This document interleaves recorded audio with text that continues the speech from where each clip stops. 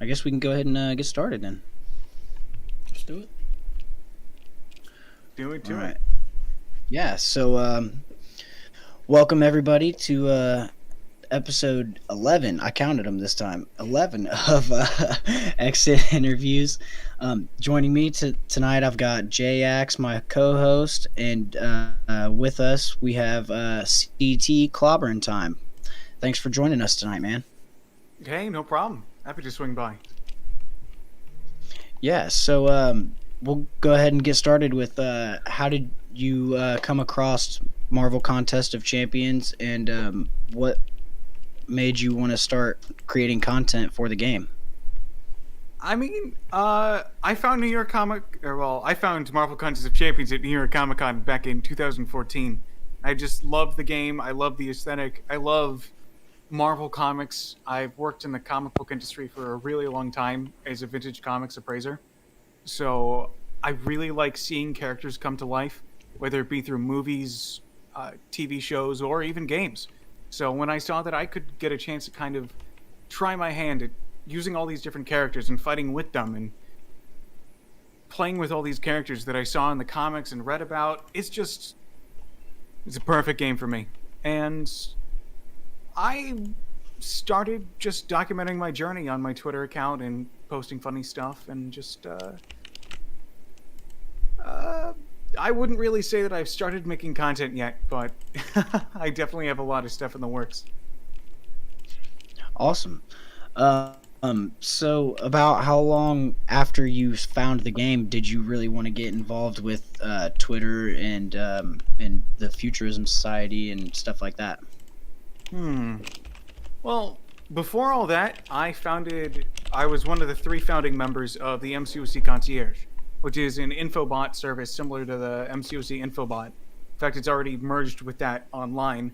And that was back in like 2016. But I was always pretty prolific over in line. I was big on those chat rooms. So if someone wanted mastery advice back in like 2015, 16, I was one of the people that you could come to. So I've always enjoyed helping people, but just kind of always gone to where there's an audience. And the Futurism Society, Twitter, all that stuff. It's just a nice new part of it. Yeah, that's awesome. So how you talked about your MCOC concierge bot. How did you really get that going? Uh, like Origins, a group of people were assembled. We were like, hey, let's build a bot and try and do things that other people weren't doing at the time. So we put it together, we made it run, and a few of us drifted apart, had some differences, and Chunky's now in full operational control of everything, and it's fine. Like, I don't have a huge hand in it nowadays, but towards the beginning, I had a part.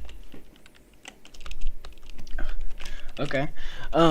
So you said you started playing in 2015 or 14? Yeah, I downloaded the beta off of Norway using a Norway iTunes account, but don't tell anyone. That's awesome. Okay. So you've been playing since the very beginning. I have. Is there any memorable like champs or EQs or anything like that that you would like to see come back? Come back. That's interesting. In terms of events that I'm surprised we haven't seen more of, definitely something like maze-related content. The maze was a piece of content that dropped on, like, December of, I think, 2017. And it was a bunch of high-intensity, high-health pool, very challenging fights for, honestly, pretty bad rewards. It was not worth the time investment. But what was really fun and was worth the time investment was learning how to fight the newer, harder fights at the time. It was really difficult to get this content done, but it was manageable. It wasn't completely BS, but if you timed it right, you did it right, and you put in the time to research counters, you could get that stuff done pretty easily. And that's the type of content that I want to see more of in MCOC. Content that really makes you go, and that makes you sit down and just really think about it. Okay, so I haven't been playing since then. Could you kind of like break down what like the maze was? Was it kind of like Labyrinth where it was a locked screen, or was it like could you go in and scout your path, or what was that like?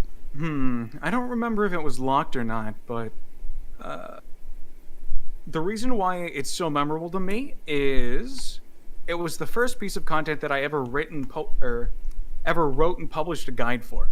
So to quote verbatim from my guide that I wrote in 2018, that might have just when I copied and pasted it into here.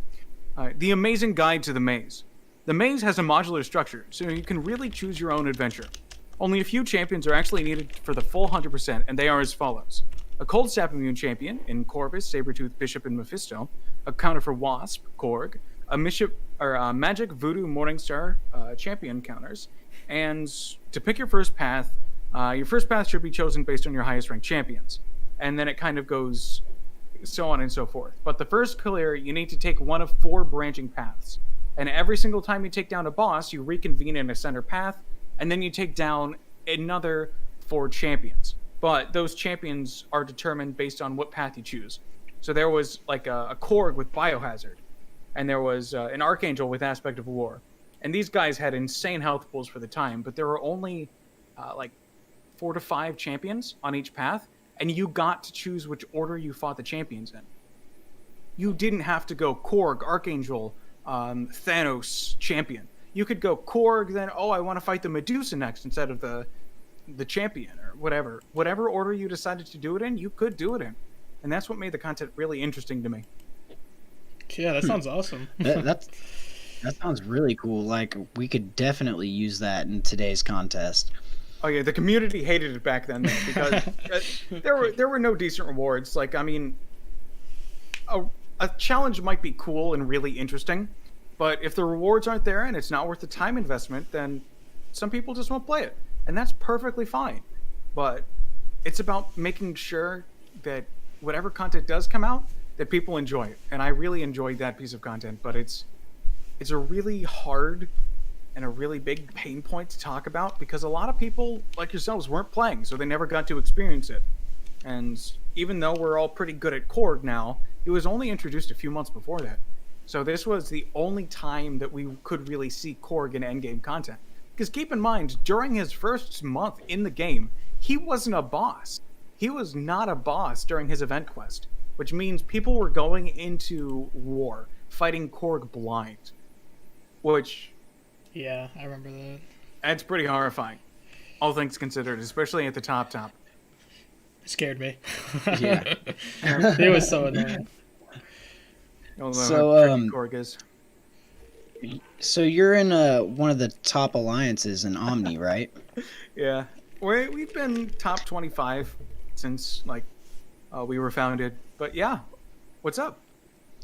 Yeah. So what could you kind of tell me what that's like? I mean, my alliance is only at Silver 1, and last week we had Ink, and he was telling us about how his officers assign paths in war and stuff like that. Do you guys do the same? Yes. So it's a little bit weird because I've been in an alliance for so long that's competing at this caliber. I don't know what really what the differences are in between an alliance that's competing in the top 5 versus an alliance that may be in the top 500. I mean, for alliance quests, we get paths assigned before alliance quest takes off. There's kind of an unspoken rule that everybody has to complete their paths and they have to be on the ball and make sure that everybody clears at a respectable time so that we can all sleep like normal human beings.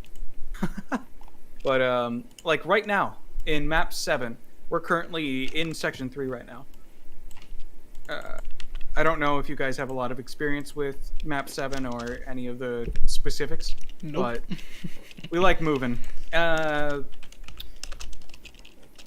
What maps do you guys normally play? 5. Yeah. So I mean, usually by around this time we're in the second section, like halfway through the second section, maybe. Yeah, it's pretty easy That's for pushing it. me. Yeah, it's pretty easy. Like, I think we haven't gone to Act 6 yet just because it's not worth it. But definitely, like, it's crazy how the high tier, like you're talking about, like, there's assigned paths, a lot of cool health pools and stuff like that. It's super challenging for my roster, since, and same with XNs, like, we have a such smaller roster than you do. Oh yeah, that is true. Roster size is pretty big, like a pretty big factor here, because there's a lot of fights. There's a lot of challenging fights that you just need a right counter for. Yeah, for sure. Yeah. So, whenever you're going into like a map 7, do masteries really play a part? Like whether or not you have suicides or willpower or glass cannon or something like that? Oh yeah, there's masteries are incredibly important for a lot of stuff, but one of the most prominent examples of this is in section 3. I take a fight. It's a void, and this void has spiked armor and debilitate. Now, normally that's a pretty easy fight. You know, you go in, you take him down, and then you just walk right out. But you run into some complications with the epic modifiers in map 7. One of the most annoying ones that I took yesterday, and we take it day 2 for a reason, is the cascading failure modifier. And if you don't know what that node does, every single time you crit the opponent, you get a timer on you. And then if you crit the opponent while that timer is still on you, you gain a debuff. Normally, it starts with a Spectre that reduces your healing by 35% or by 75%. Then it goes into an armor break, then a weakness, and then through a few more things, but it eventually ends in a degen. Yeah, I know what you're talking about. All right. I literally just played this node today, or it was the last AQ. I was playing with Venom, and he literally just got his crit buff. He got 2 crit buffs first, so I had to like hit him a couple of times, back off, hit him a couple of times, and back off, just so that I didn't get the degen and die. Mm-hmm. Yeah, so And normally, I definitely know what you're talking about. normally when taking this node, the big thing you have to worry about is the final big boy degen. Like if you get to that, you lose a lot of health. There's nothing you can really do about it. It's over. But when you're fighting a void, for every single debuff that is on you, and it's normally a part of his abilities, and this is a little bit of an odd interaction, but he'll just start ticking away at your health. Crit him once, congratulations, you now have a debuff on you. And what that debuff does, goodbye to your health. And also keep in mind that you need to get to 10 hits in your combo, pretty much every 10 seconds or so, in order to stop Void's debuff from applying to you. So it's a huge race, and there's no real way to play around it unless you're using a champion that can crit, like Ghost, if played correctly, and Guardian, or even Quake. But all those champions run the risk. 2099. Yeah. Yeah. Guillotine 2099, Crossbones, all those are great options for it. But there's also Spiked Armor on the node, which won't trigger using those champions. So it's just one of those things that's kind of pesky.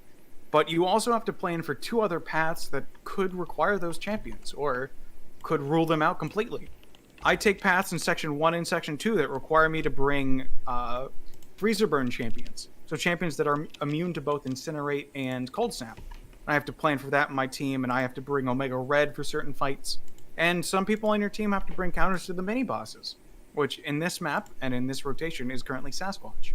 So there's tricky fights, and masteries can help a lot. Like, if you decide to remove your critical hit masteries, then you can really kind of play around Void a whole lot better. So yeah, masteries matter a whole lot. And I should say this, but running suicides isn't a good idea against Void, pretty much, period. Yeah. Yeah. With that being said, who are some of your favorite champions that have been released over the past 6 years? Favorite champions in the game. That's a good one. I have to go for the good old-fashioned CT, or Clobberin time, is short. Yeah, they already know it's coming. Is the expression, the catchphrase of a Fantastic Four member Thing. And I just absolutely love Thing. I love his gameplay style when using the champion synergy. And you may remember when the synergy was first discovered, there was a video uploaded to popular YouTuber Seaton Man of Legends channel, just showcasing off kind of everything that Champion Synergy could do. And what a whole lot of people don't realize is the footage in that video is actually mine. All that gameplay, all that mechanics, it's all mine. Oh, no shit. Yeah. Wow. That's pretty impressive. Like, so did Seaton reach out to you for the gameplay, or did you send it to him knowing that he was just going to use it anyway, or? We're in an alliance together. Seaton's been in Omni like pretty much like 75% of it. So I was just showcasing him off in the alliance. They were just kind of being bragged, talked about, and then it was like, yeah, could I use this for a video? I sent up to a Google Drive file. Yeah, no. Omni's had pretty much every single large YouTuber in it at least at some point. The only exceptions to that are Dork Lessons and Brian. Brian's pretty much been in 4 Loki for forever, and Dave is just... I wouldn't really consider him playing like a top 20 account or a top 20 alliance account. Okay. So with all that, how many YouTubers have you connected with, and how many have you either used their videos or used your videos? That's an interesting one. Off the top of my head, when the Champion boss was first coming out, he was a pretty difficult guy, and everybody was kind of scared for how he was gonna be taken down. And you remember back in the day when MMX were the big boys. They were the kids on the playground with all the cash. And Champion was released on like a Thursday, and Alliance War planning happened and ended on Friday. So we matched MMX IV. We matched these big boys with pockets so full of gold that they could buy cav crystals until they got the Champion. And let me tell you, they got the Champion, both literally and figuratively. We fought 3 Champion bosses, maxed out as 5 stars, the day after he came out. And I was the person who took the boss fight in whatever BG it was. And I was told, hey dude, if you screw up, fine, but record it so we know for the future. And I recorded that boss fight. I soloed it with 10 seconds left with a rank 4 magic. That video got shared pretty much everywhere. I know Legacy did a video on it using the footage. I know Hector did a video on it using the footage. And I pretty much gave everybody free rights. That was like 2 years ago, so I haven't really checked up on it. But stuff like that I'll release to the community, and if people want to use it, they can use it. In terms of... That's awesome. Yeah. In terms of other stuff, I've been on call. If you watch Legacy's Legends runs, I'm usually a voice in the back explaining stuff or answering chat questions, and I've done the same for Hector and Brian Grant as well. Yeah, that's how I found you. Nice. Through the Brian Grant Abyss stream? No, I think it was before that. I think I found you through, like you mentioned earlier, like the Seaton streams. Like I've heard you on call. I forgot who it was, but yeah, and I've seen your videos. I was trying to remember who I saw you from. You said the Thing video, so I think that's when I first found out about you. Yeah, I think the first time I found out about CT was I was in the UMCOC Discord. So, and you are in there a lot, giving a lot of advice. They did interview you for a show too, didn't they? Yes. So earlier in this podcast, I've talked about founding the MCOC Concierge and the 3 founders. I was one of them, and one of the other founders of the MCOC Concierge was Dragon from the UMCOC podcast. And, we both kind of stepped away from that project, but one day I get a DM from her saying, hey, you want to start a podcast? And that was the birth of the UMCOC podcast. But I unfortunately have my work is very busy. I don't have a whole lot of time to devote to certain things, and I'd love to devote more time to MCOC. But unfortunately, all of that is pretty much spent keeping up in my account, making sure that things run quickly. But for the first few episodes of the UMCOC podcast, I was a co-host. like way back when they were first starting out. I think even before they started numbering the episodes. So, yeah, UMCOC podcast is like deep in my heart. Dang. I love those Wow. people. Okay. I didn't That's know awesome. I didn't either. So kind of, could you kind of like walk us through like how that all came to be? I mean, like, you hooked up with Dragon, and how did you guys hook up with Deacon and JJW and all of them? Deacon was a late addition to the podcast. I mean, compared to everybody else, he joined as a sound editor long after I was gone, or long after I stepped away. JJW owned the server, and that's where we hosted it because it was the closest thing we could get to like a call with recording capabilities. I don't think we even found Craig at that point. Wow. Speaking of So Craig, that he left. So yeah. Oh, all right. Son of a bitch. That's all right. Well, I'll just get the. Good thing we're streaming. I got you. But yeah. So you were with the UMCOC podcast for a little bit, and then did you just kind of leave that to do your own thing, or what did you do after that? It was just time. It was just my personal and professional life are just very demanding at the moment with everything. Okay. I just do a lot, and unfortunately, I didn't really reinvest the time back into the MCOC community, even though I feel like I've taken so much and I've watched so many content creators for so long. I do want to take steps and start creating content that really caters and makes the content that I would like to watch. Oh yeah, man. Your guide for the Night Thrasher was awesome. So, I'm so happy. I have a. So I made that in a day. I made that in about 4.5 hours. So for context, I started doing a series called 90 Seconds or Less. I say started because I have another 6 episodes that I've just kind of been revising and making sure that they work well. okay. But Kabam Sphinx was on the podcast, the OMCOC podcast, and she was like, "Oh, hey, I really like Night Thrasher, but I don't know how to play him." And I was like, "Oh, I got a treat for you." So I I was there. I went ahead and slapped together a nice little quick thing for her. But there's a lot of things about that video that I have just kind of refined and kind of washed away. But Okay. I'm that quick guide content, like if you can watch a video and get a champion's information and all relevant info in like 90 seconds or 2 minutes, depending on the complexity of the champion, then you've sold it. You've sold that champion guide. And you might have seen Brian Grant. He recently did a very quick Warlock style video. Yeah. Yeah, he also did the same with Sorcerer Supreme, I believe. Yeah, like a breakdown.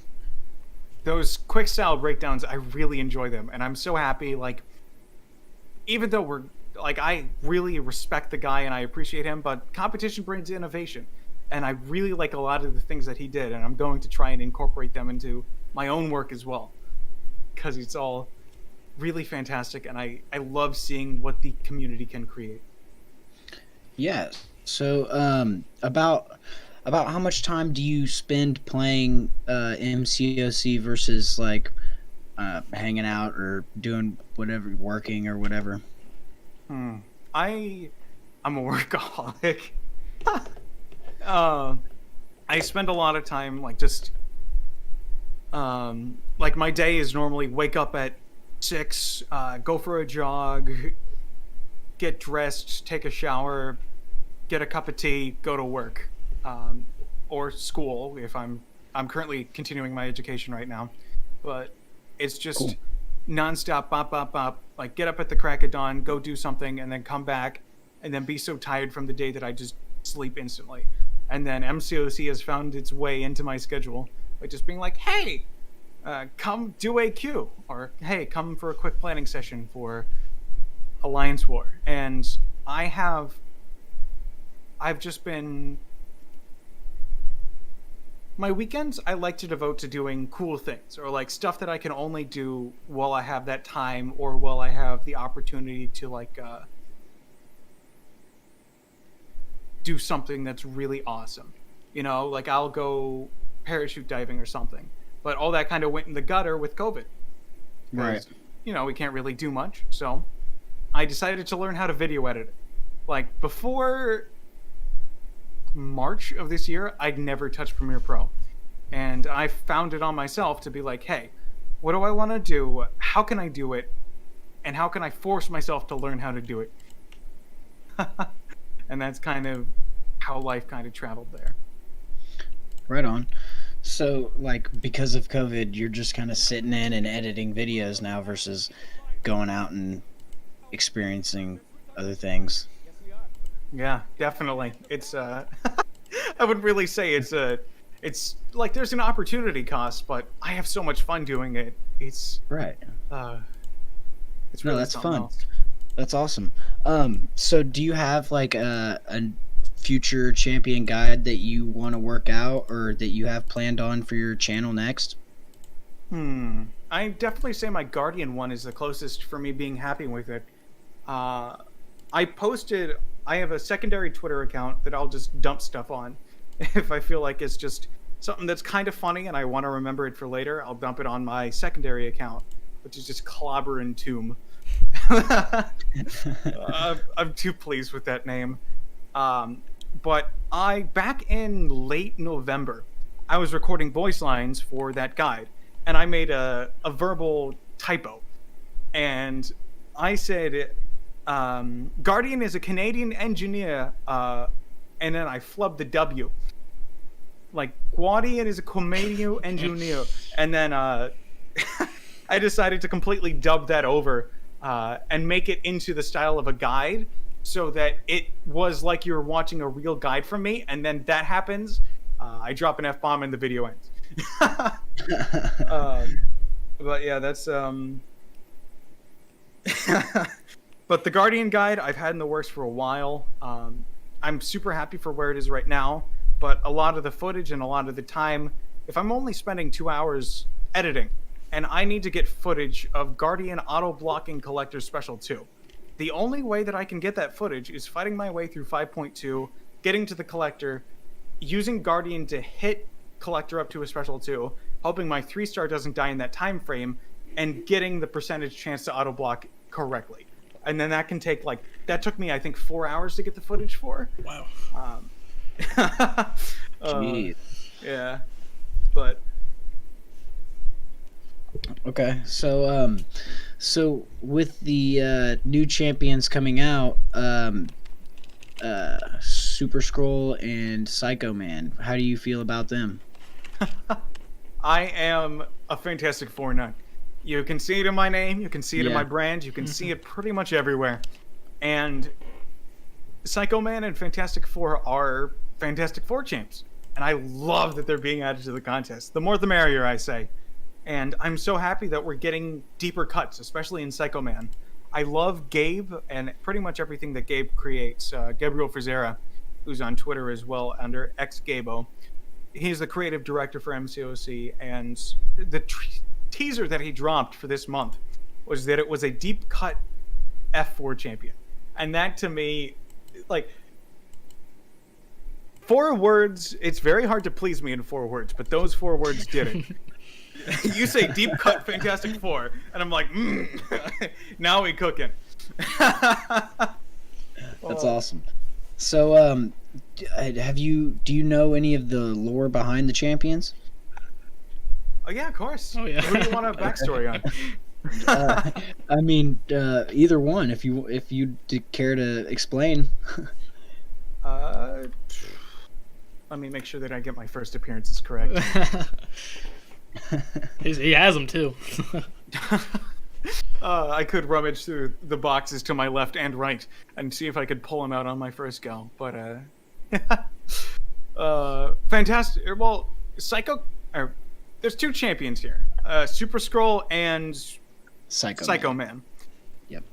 One of these, Psycho Man, is the deep cut. If we're talking deep Fantastic Four lore, he's the guy that I'm like, cool, that's a deep cut. I don't really know too much about him, but I'm definitely adding those books to my reading list.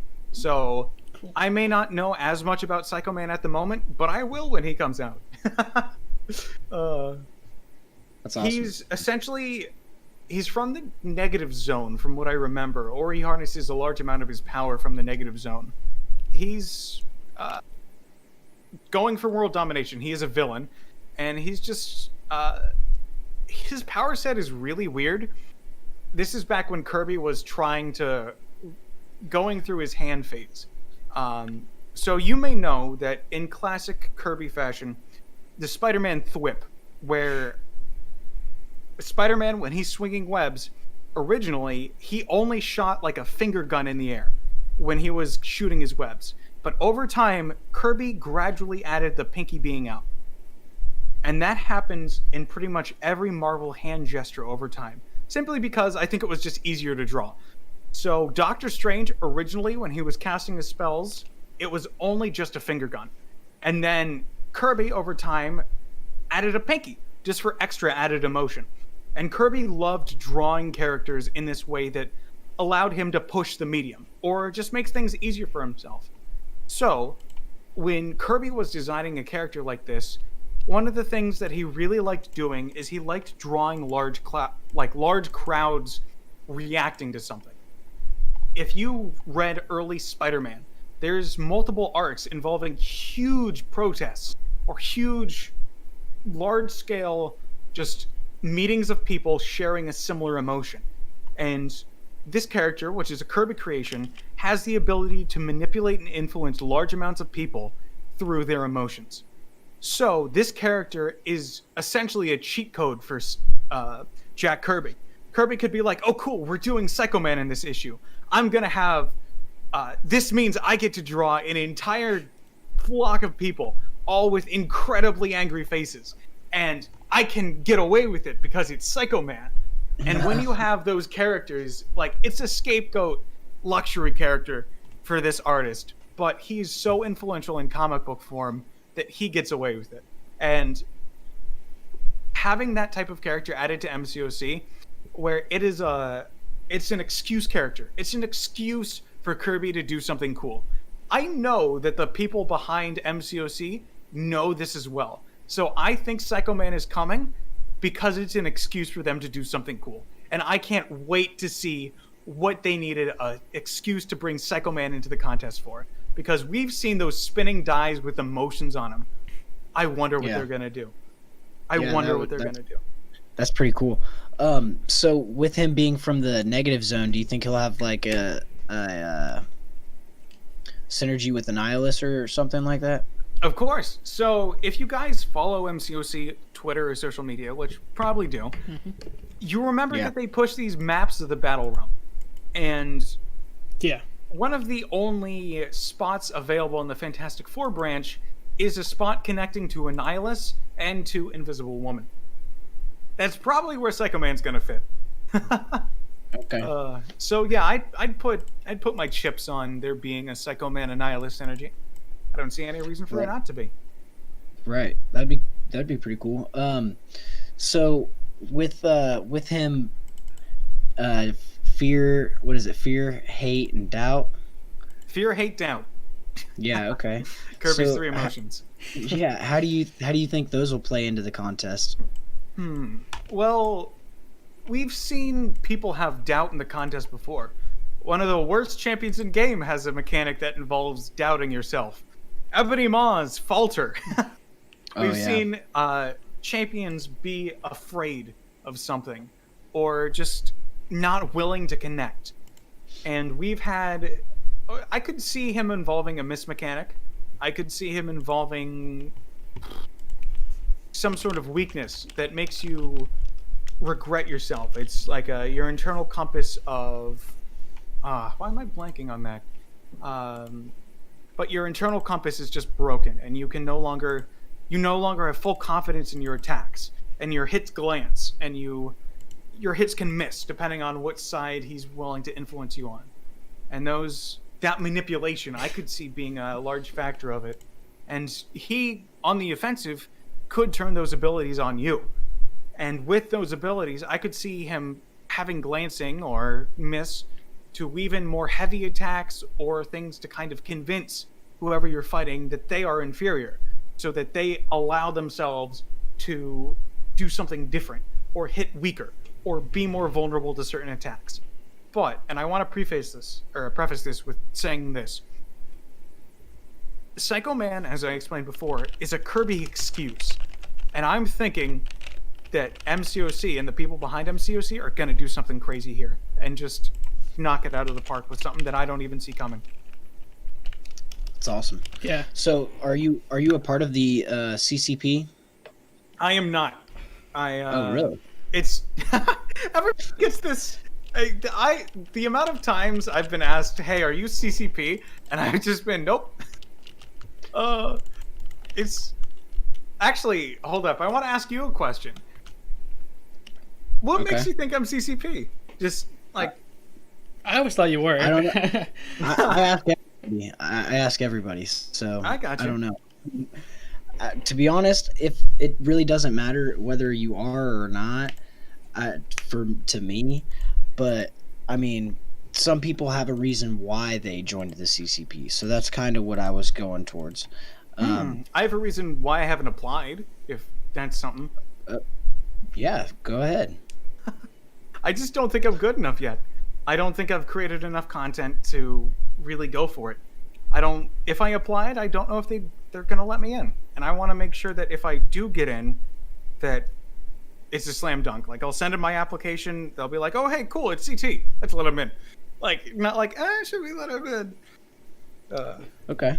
So, No, yeah, that's a good answer. I mean, I haven't applied, and there's probably a reason why I haven't applied, because I just started this podcast not too long ago, and I have no viewers on YouTube. So, I mean, hey, man, enough time, you can pretty much do everything. Right. That's kind of the reason why I started this, was to get in the heads of other MCOC players and just see how they do things. I mean, it may be a little bit different from somebody else that that I interviewed before, or it may be the same and you have a different result. It could be, it goes both ways. So I got you. But yeah, do you help people with abyss runs or labyrinth runs or anything like that? Do you reach out to the community in any way? I help with planning. So before the current Legends runs format, where you would have huge amounts of. All right, so hold up. Let me restart this thought. Before the current run, the Book 2 1.1, there was a change to the Legends run format. In the past, you would go into this event and then that's it. That's your time from start to finish. With the newest release, though, it's only fight time that counts. So you can take time in between to really just do anything. And sometimes you can just prep and make sure that things that you're doing are smart and achievable and just nice, and you can knock them out of the park.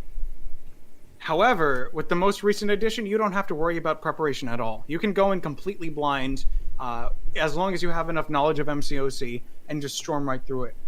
In the olden days, before this version of MCOC and Legends Run happened, I would get calls. I would be on call from the time the content was released to the time that Legacy went live for whatever the content was, planning out stuff, trying to optimize routes for a newest piece of content, and making sure that whatever happens when it happens, and making sure that his routes are optimized, and that if in the event that he goes for a Legends run, which he hasn't not gone for one yet, it's the flawless Legends run you've ever seen. And I'd just be on call with him, prepping, making sure that things were working out correctly, and other people would be with us, and it would be this huge things. And it would be this huge, massive thing. And, yeah, I love prepping and planning for stuff like that. I love doing stuff like that. Okay, so have you ever gone for a Legends run yourself? Yes, I have the Legends title in game. I got it back Okay, in 2017, I think, during the first year that it was available. Nice. Or nice. nice. So, how did you get your Legends title? Uh, Fun story. It was the Iceman 12.0 monthly quest, and I used a rank 4 unduped 5-star OG Spider-Man Oh, to get my Legends really? title. Wow. Yeah, and keep in mind, back in the day, the 5-star pool was incredibly limited, and 5 stars hit a lot harder than 4 stars did at the time. And this was just a result of challenger rating coming into the game and being unrefined. The 12.0 era was a mess, and if you wanted to get a Legends title during that month, you had to use a 5-star rank 3 or a 5-star rank 4, and you had to use it to clear that content. And one of the most viable options at the time was Spider-Man. And 5-star rank 4s back then are about as rare as 6-star rank 3s. So having the right one and going through that piece of content in like a really quick manner, pretty hard to do. Yeah, that would be pretty tough. What were the was it still uncollected? Was that the highest EQ back then? I think it was Master and Heroic. Uncollected got added a little bit later, Okay. So, are there any champions that you foresee coming to the contest? Coming to the contest.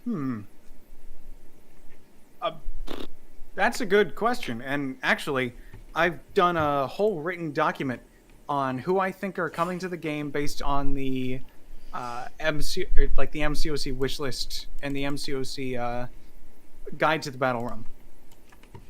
I've done a huge written document on that. I think it's 13 pages, just kind of breaking down every single slot. Have you released that? Coming. I have. I've tweeted it out on Twitter, but Dang, really? I must have missed that. Yeah, I missed that too. Yeah, I have my list, but it's probably you have all the good connections, I'm guessing. It's upsetting because the first block, 13 pages of images, yeah, Slayer's closer to that. Yeah, I linked mine. I'm gonna look at the two and see if we got the same connections. Curious. Well, I mean, my first guess was Nega Man, not Psycho Man, but at least I got the man part right. Yeah. Yeah, it's close, and he was from the negative zone. I did get Super Skull right though. I'm very happy about that. Yeah. So I'm currently 1 for 2. So we'll see. See how the rest of the year shapes up. So you made this. So why don't you do theorizing videos on your YouTube channel? That's something I really like to do, is connect to the community and get all these cool feedbacks and try to make videos to help people see what might come to the contest and help them out with comic book knowledge. So, content that I like to make is eternal content. Content naturally just has a lifespan. If you're making a guide for a video that can be, or if you're making a guide for, like, say, this month's event quest, that video is dead. The time that you invested into it just poofs as soon as that video, as that month is over. And I don't want to make temporary content. The content that I want to make, like champion guides, are going to be permanently relevant as long as that champion's still in the game. Like, if I spend a lot of time editing my videos. I'm very picky with the type of videos that I upload to my channel. And I probably would have finished my editing of this video right about now when next month's champions were already coming out. And that information would probably already be outdated by the time that I put the video out. So while I enjoy theorizing about that stuff, I'm fine doing it on Twitter and through secondary measures like large Google Docs. Okay. That makes sense. You have like a higher understanding of content. A lot of creators don't understand when they make videos, so I really like that about you. I worked in analytics and data analysis, and I just stuff like this. in my own head. I am my own worst enemy when it comes to success because I'll just sit on something, be like, I'm not going to put it out. And who knows, it might have done really well, but hey. I feel it. I am my own worst So, enemy. so who were some of the champions that you think are actually coming to the battle room? I don't think we actually got an answer. We just got your Okay, my picture. answers on the blogs. My can prediction recap. Okay, yeah. I was gonna post it, but yeah, you go ahead. Negaman, Frankie Ray, Nova, Null, Voidman, Odin, Hercules, who I'm not counting if they're right, a champion that has technically been data mined, so I won't say it directly here, but also doesn't count if right. Thunderbird, Nimrod, Agatha Harkness, Nighthawk, Skymax, Spider-Man 2099, Spider-Man Noir, and Latverian Ancestry Guillotine. That's Okay. not counting Super Skull, who I guessed correctly, and that's already gone away. But those are champions that I foresee coming to the contest soon. Nice, dude. We have like minds, Right man. A lot of those I like. Yeah. Like I chose as well, so it's pretty cool. Yeah. So, do you think Agatha Harkness is going to come in lieu of the WandaVision TV show? Yes, I think that it's going to be linked in that regard because I mean the block is only connecting. I mean, it's only connecting the visions to the visions, unless it's going to be like another champion that appears in the show, who I'm not going to directly talk about if you haven't seen the show yet, in an effort to kind of mitigate spoilers if you haven't seen it. But I've seen every episode. I don't know about you guys. Yeah, I have, of course. Yeah. Who Of wouldn't? course, I stay updated on all that stuff too, but I've been spoiled too many times by people talking about things in past tense, future tense. Like, one of the viewers watching right now might have not seen it, Yeah. and I don't want to Right. spoil something for the show, and I spoil something that's pretty, honestly, fantastic. So, Yeah. that's my stance on it. There's lots of cool Easter eggs in the show. Like, Oh, yeah. the other Gabe, El Gabarino, he loves to post the cool Easter eggs. Like there was like the wizard, which is The awesome. Wizard, that was a cool Easter egg. Yeah. I didn't even notice that until he posted it. So, Yeah. I like to think of Gabe's Twitter feed as just like my raw. If I posted every single thing that I thought about, like about, that would pretty much be the unofficial Gabe's Twitter account. It's amazing. Yeah, so we didn't really talk about your role in the Futurism Society. So how did you kind of get involved with that? Who asked you to be a part of it, and why did you say yes? I pretty much say yes to anything content related. I don't really turn things down. Which, I mean, hey, if someone else is taking the risk and making the content, I'm fine being a cog in their machine, as long as the output is just finessed or whatever they're gonna make. I'm fine playing a role in someone's content. And I was invited because I was one of the people who filled out one of the original brackets and for the tournament that they ran with that Gabe first ran tournament, with Deacon. yeah. Yep. And I was just hit up like, hey, you want to join a cool society? And I was like, sure. I love cults. And then, yeah, here we are. So what kind of role do you have in the Futurism Society? Slayer, good save. I'm kind of a general lore reference guy. If they're ever talking about comics and stuff, I can sometimes chime in and just kind of correct them if they're wrong and explain it, or continue awesome. on stuff if they're chilling. Plus, there's other stuff that happens in the society that I can lend a hand in when they're assembling their big lists for tournaments and upcoming tournaments. My comic knowledge can lend a hand in making sure that lists are complete and pulling champions over. So Slayer says you're the local comic knowledge expert. Yeah, I am. Yeah, So go ahead. I don't know if I mentioned this earlier in the podcast, but one of the side things that I do is comic book grading and appraisal. So I've been in the hobby for a really long time, actually, and I've been mainly looking at old people's comic book collections and saying, "Hey, this is a 6.5 and is worth this amount of money. Thank you. I will leave now." And I've just enjoyed spending time with that, and it's a good pastime.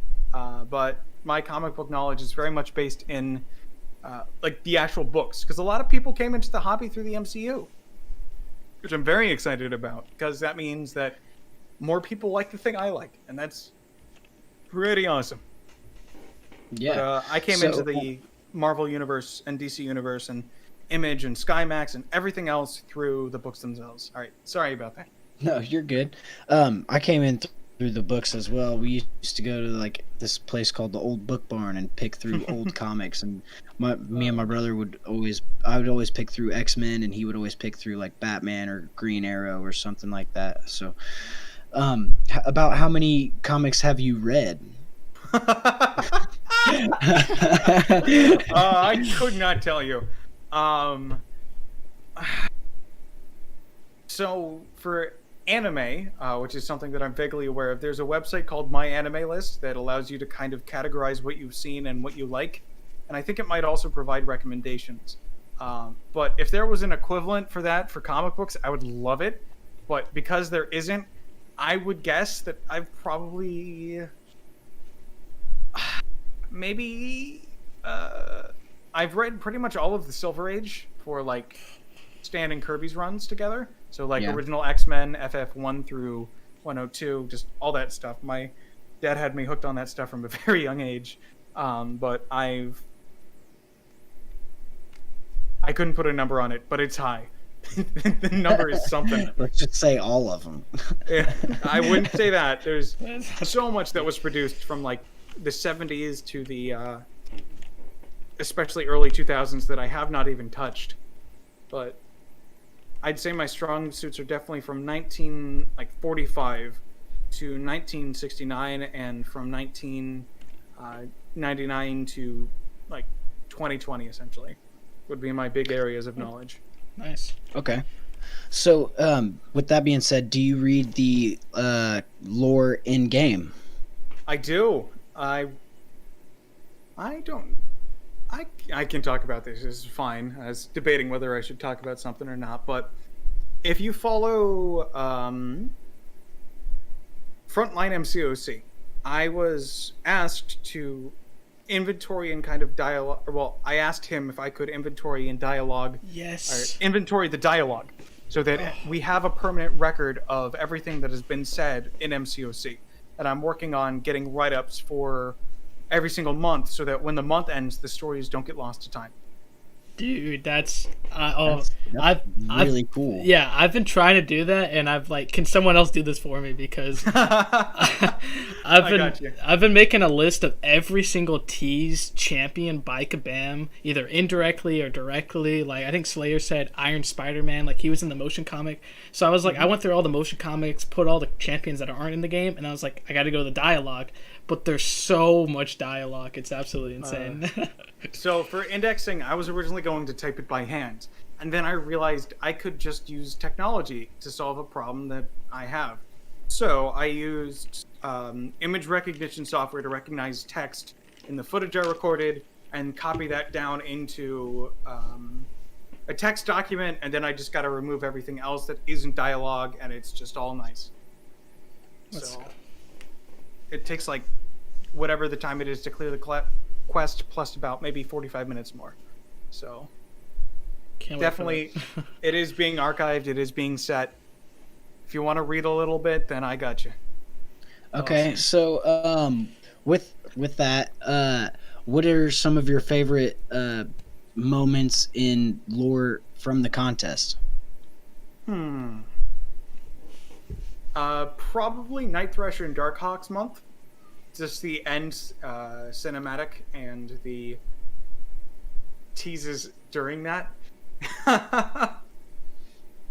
If you aren't aware, Night Thrasher and Darkhawk came out in December, and Night Thrasher was following a hidden signal that was leading him to a beacon, and that beacon is the Fantastic Four beacon, and that is what led to the Fantastic Four being reintroduced through 2019.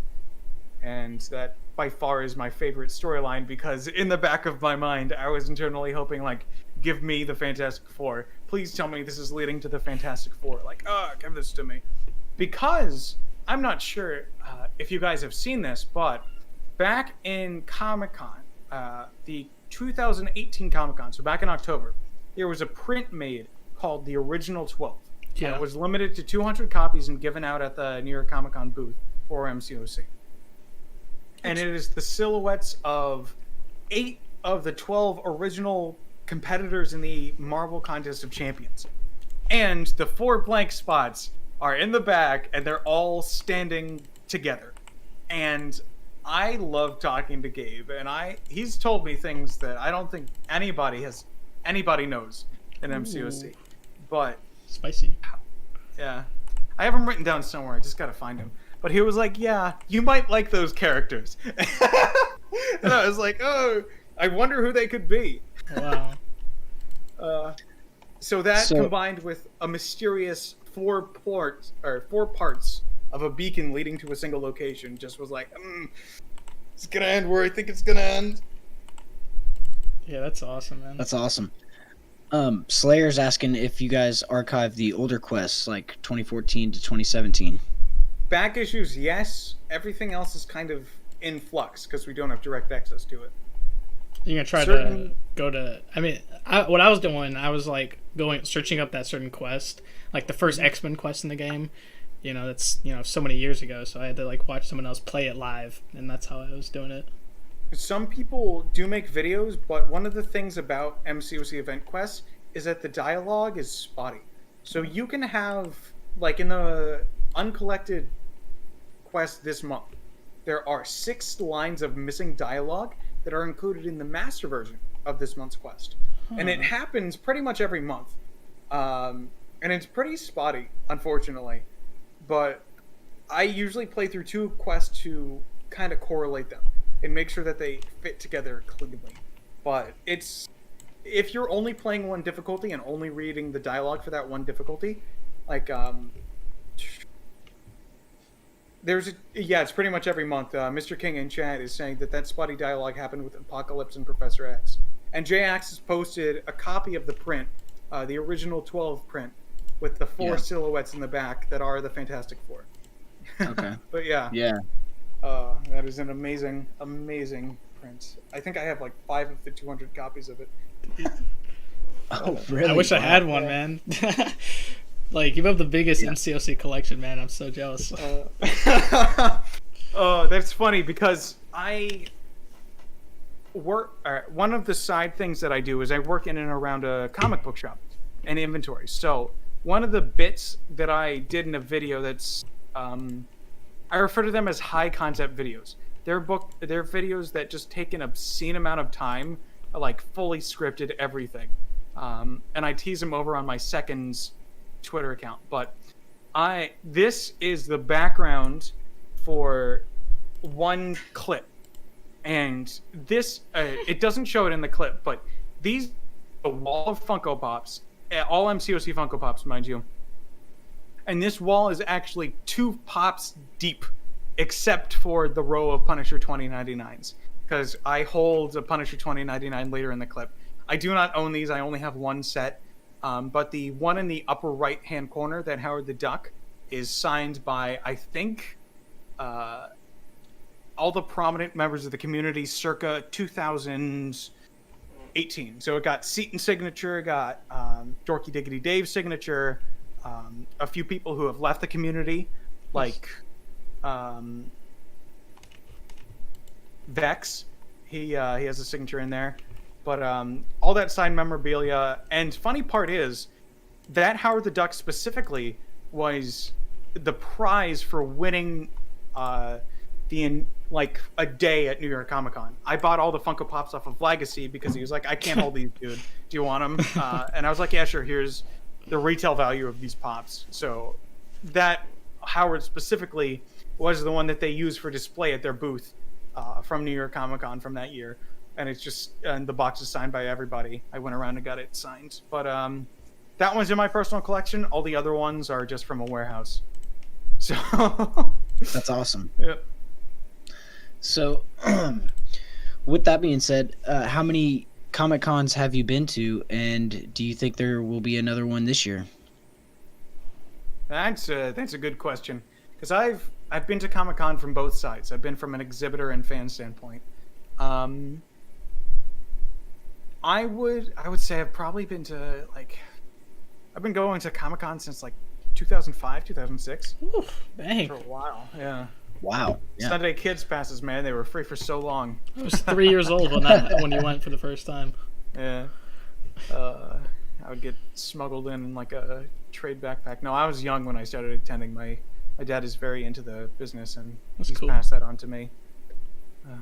But New York Comic Con for this year. I mean, I love going to Comic Cons, and I love them being official. This is a funny story actually.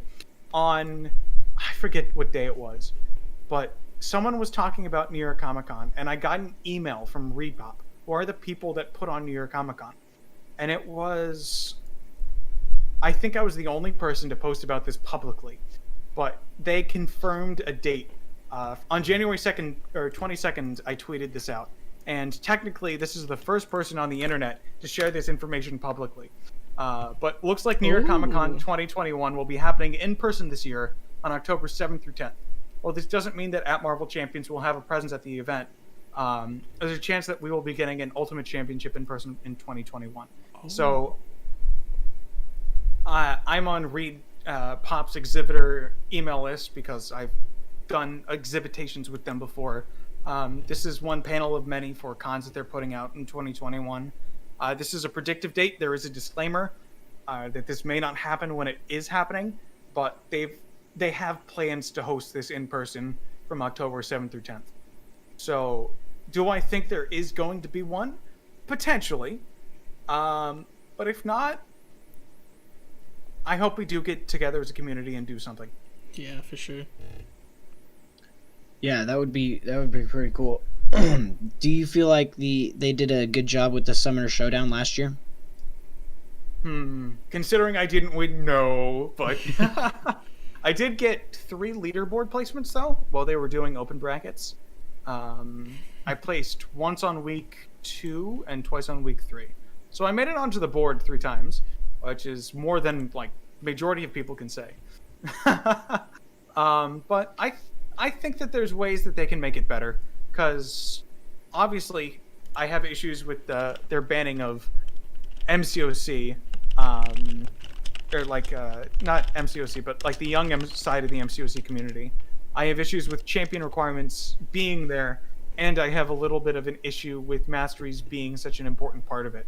So if they were to create like an open environment where anyone could compete on the same level, that is what I'd really like to see coming up from it, because I think everybody deserves a chance to be the ultimate champion for MCOC. Yeah, definitely, man. That's awesome.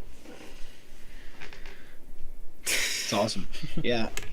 So, JX, do you have anything else? I do, yeah. I have a lot of notes. I've been kind of letting you guys talk so I can write notes.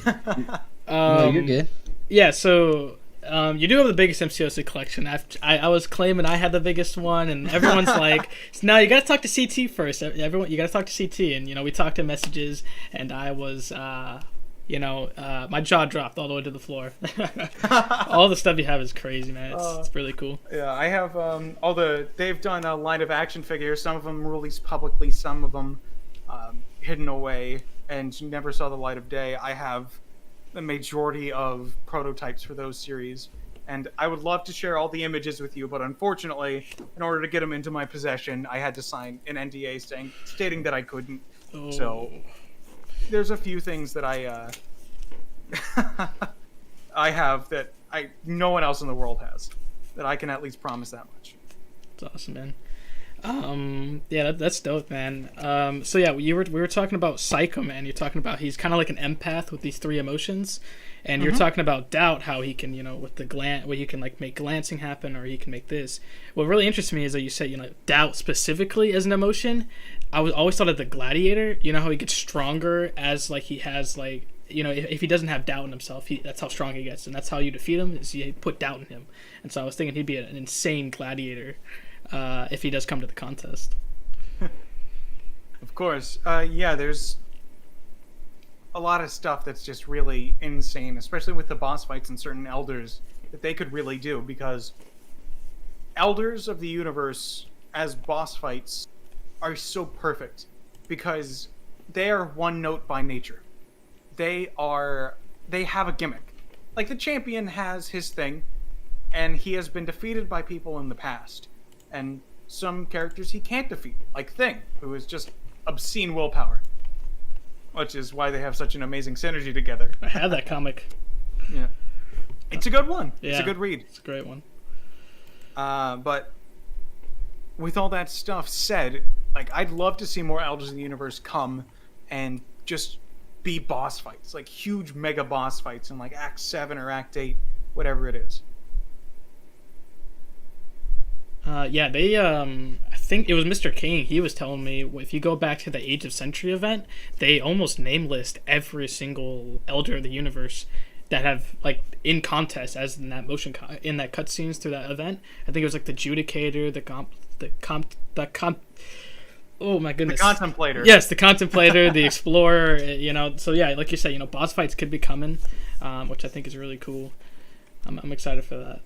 It's the runner I really want. That's the main one I want. I love the Flash from the DC, so I would love a speedster in MCOC. I got you. Oh yeah, the first Grandmaster would be also pretty cool to see. Mr. King's typing in chat right now with theories. Yeah, good one. I love Mr. King, man. So yeah, what if there was a buff to one champion in the game, who would you want it to be?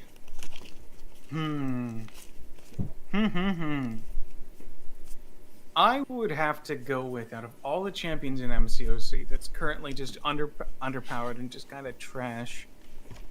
I'm just flipping through the champion roster right now, seeing who I would like to buff. Full rework from the ground up, probably.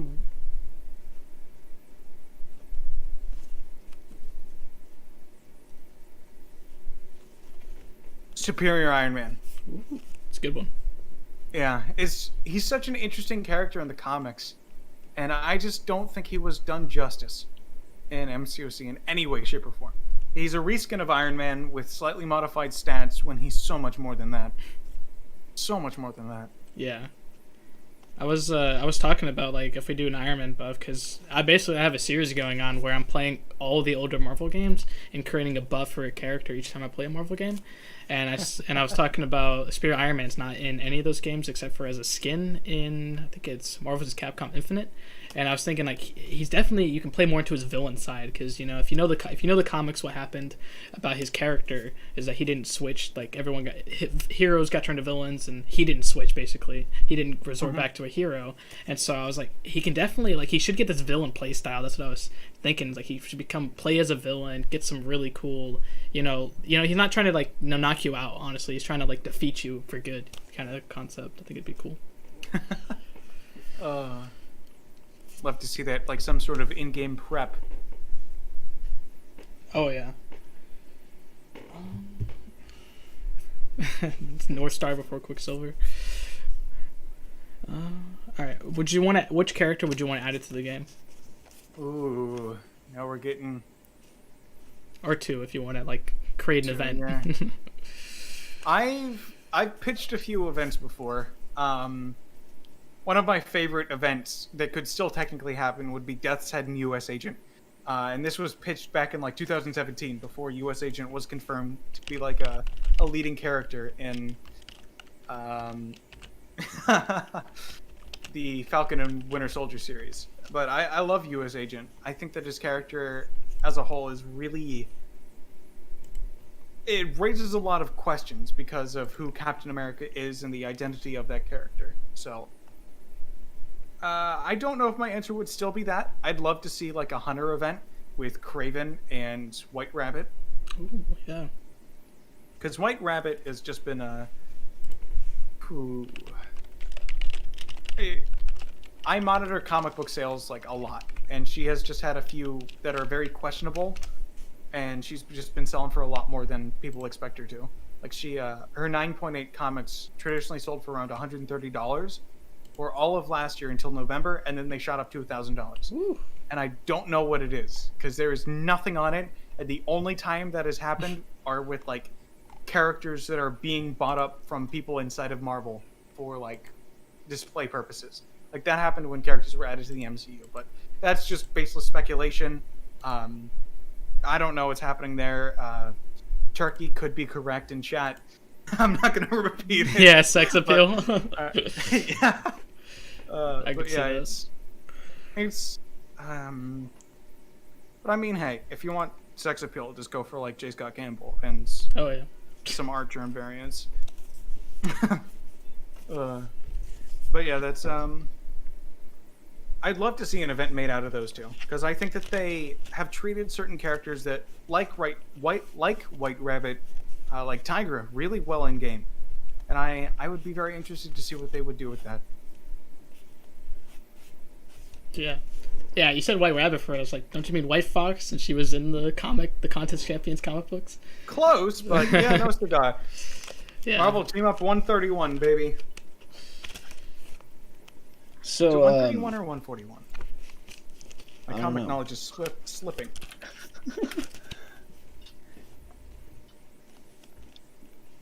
You can go, Exon. I'm just waiting for you to talk. Okay. Oh, yep, I was correct. I really didn't have anything. Oh, okay. I was just listening to you guys talk. Always love talking. Yeah. Yeah, that's awesome. I definitely could feel your love for the comic book characters, stories, and everything. I really appreciate it. So let me flip this back on you guys. You guys said that you guys are kind of new to the MCOC community in terms of creating content. What do you guys want to do? Ooh. What do you guys see yourself doing in like 5 episodes from now, 50 episodes from now? Oh, you want me to go first? You want to go first? Yeah, you can go ahead, bro. Let me Um. think about it for a minute. Yeah, like I told you, I like making theory videos. You're doing something right now with Frontline is building the dialogue of the game. That's something that I've wanted to do and kind of just educate people on the lore of the game. Like you love the lore of the game. A lot of people, you see it all the time when people are playing this game. They just skip through the dialogue of the game. So I really love to, bring some more love to the lore. Right now I'm building buffs for certain characters. That's what I'm doing right now, and I'll get into more cool content. I'm kind of staying away from guides. It's basically, I want to focus on the lore of the game and make entertaining content that way. Interesting. That's super interesting. And never be afraid to not necessarily step on the toes of other creators. Just do something that they're already doing, because competition always breeds innovation. And being scared of doing something that's already being done is kind of a pointless fear. Yeah.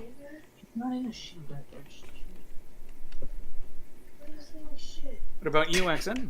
It- All right, he might be a little bit preoccupied at the Hang moment. on, I'm preoccupied. Just a second.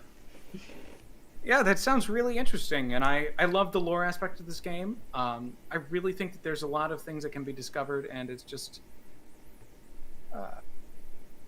really interesting and can be done.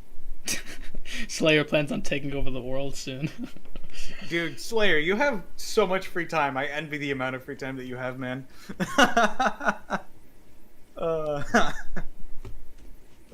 Yeah, he's awesome.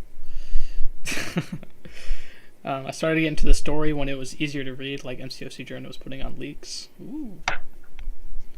Okay, I'm back. Sorry, my son was having a hard time. For the content that I create, I guess with the podcast, I really just wanted to reach out to like people like yourself who know a lot about MCOC and the contest itself. Just to support their content and spread the word. For other people like Jax, who's new to the scene, I would say. Yeah, October 2020. That's when it started. Right. And I started the podcast in September. So, and Moose really was one of my main inspirations through the MC Lounge and the UMCOC podcast, So, I don't know. That's really all I got. Well, here's something. Here's a nugget of information that I can leave you with that not a lot of people are aware about, and is MCOC related.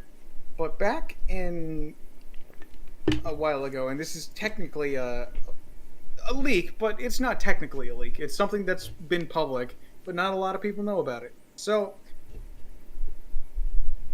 when Gabriel Frazera did an interview with the UMCOC podcast, he said something about a certain wall mural that they have.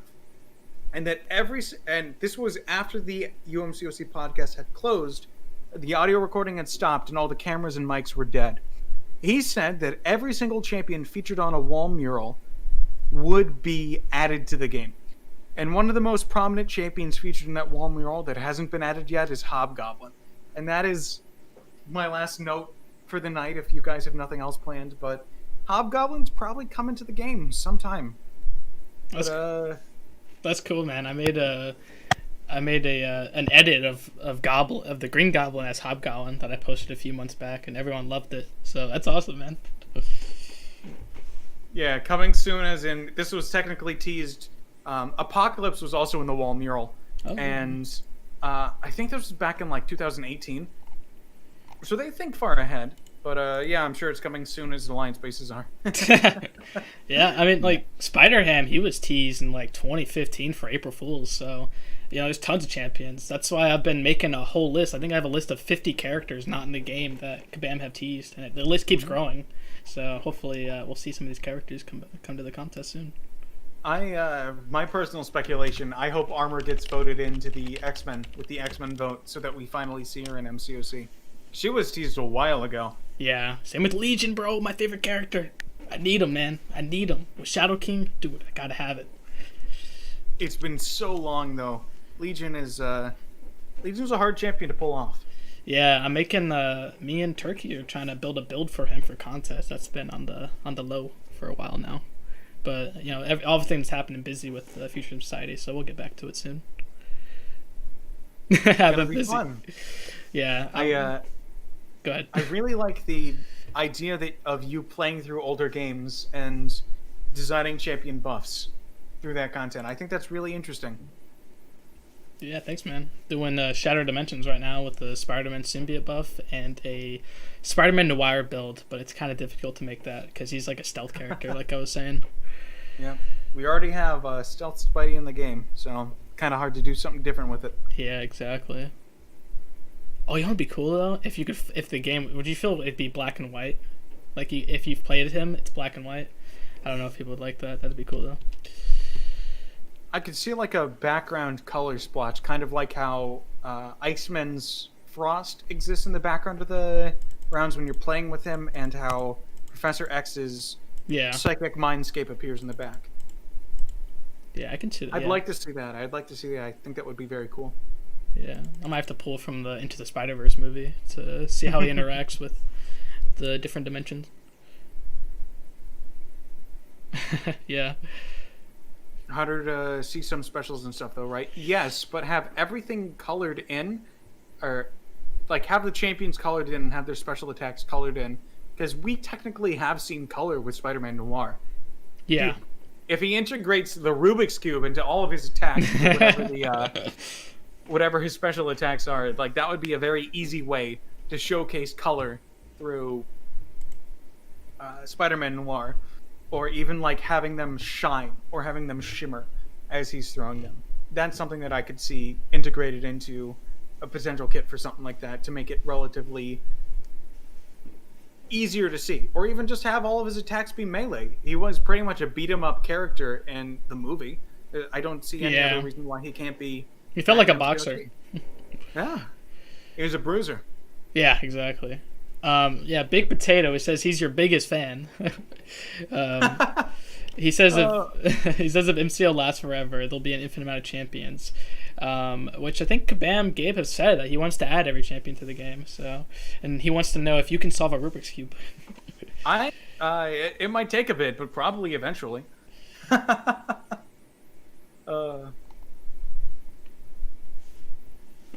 Dude, Nicolas Cage. I mean, why wouldn't he return? Because we got John Mulaney to come back as Spider-Ham. So I could definitely see Nicolas Cage coming back for a motion comic. That'd be sick.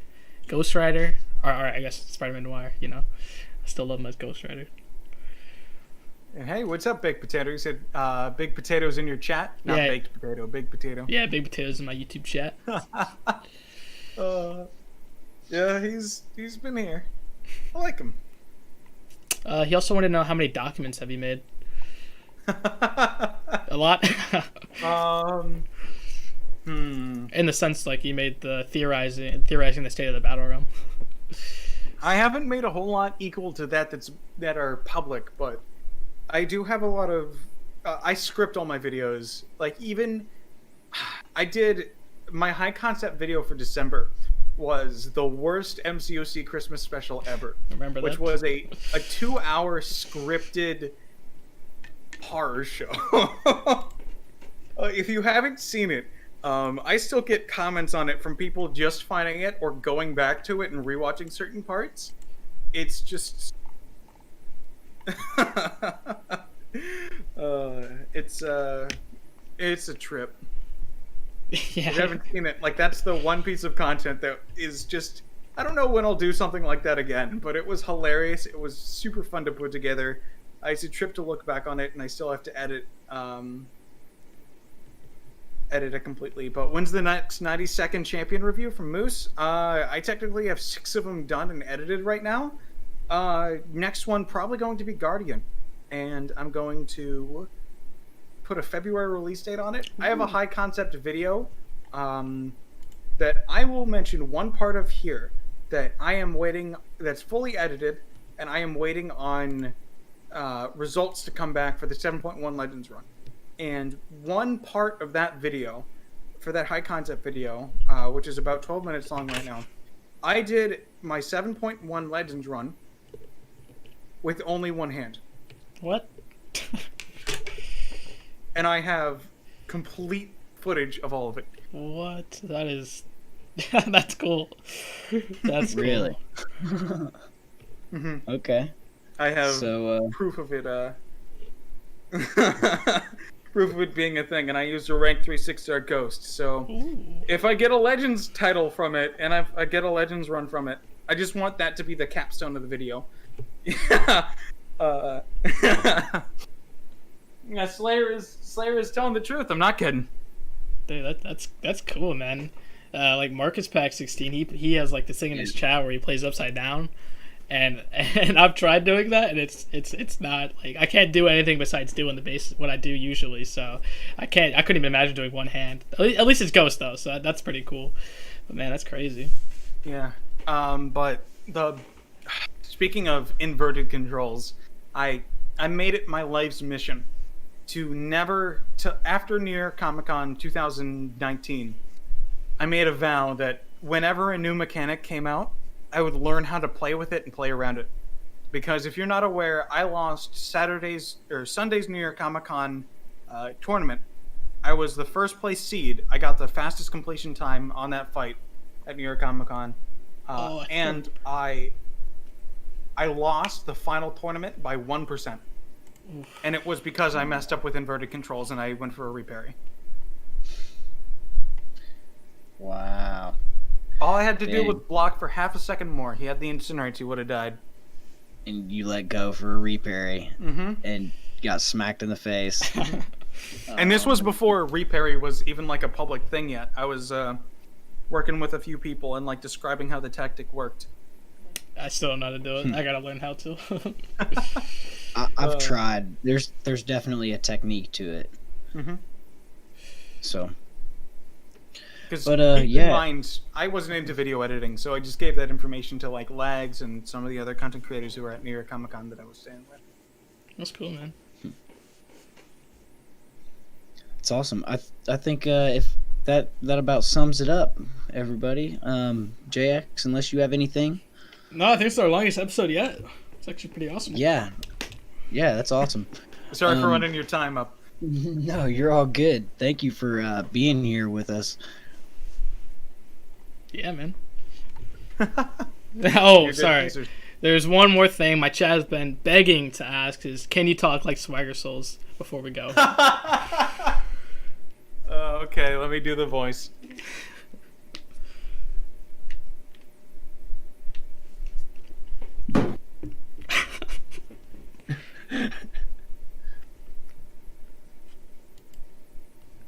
Hey, what's up, boys? It's me, Swagger Souls, here again at this podcast.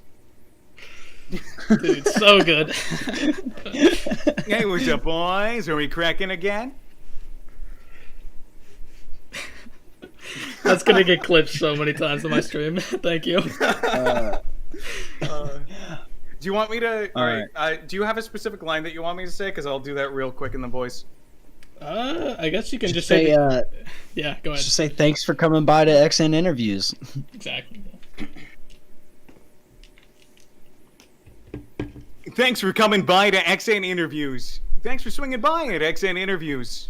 Have a good one. Thanks for staying at XN Interviews. Thanks, man. I appreciate that. Big Potato says that just sounds like CT. At this point, I have people running in and they're like, wait a second. CT just sounds like CT. And then you have people coming in who just don't know me and they're like, wait, this sounds like this. Radio station, that'd be cool. It's funny, Yeah, I do have a radio show, but that involves other things. And if you find it, I applaud you. Slayer, I could never do an impression of you. You have like a voice that's very low, and you talk it very gravelly. And hey, what's up, guys? It's me, Slayer of Gods.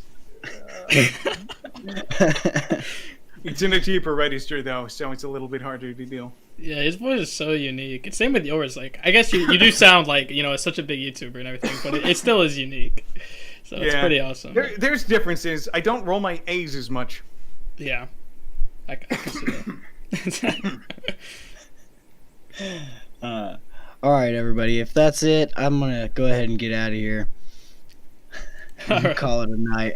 Yeah, this was fun. Yeah.